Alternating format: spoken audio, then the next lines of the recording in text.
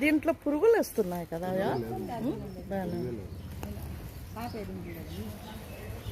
అది బాగుందండి.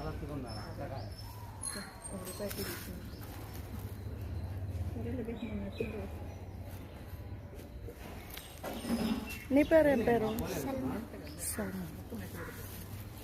ఏడ మొత్తం ఉందిమా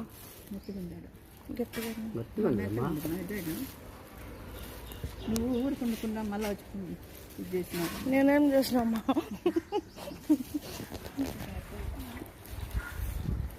కూరగాయ కాయలు అంట. అయినా ఇప్పుడే వచ్చేసాయా? త్వరగా వచ్చాయి కదా కదా. మామూలు నువ్వు ఈ బండే పాపయా వీళ్ళ కాదా?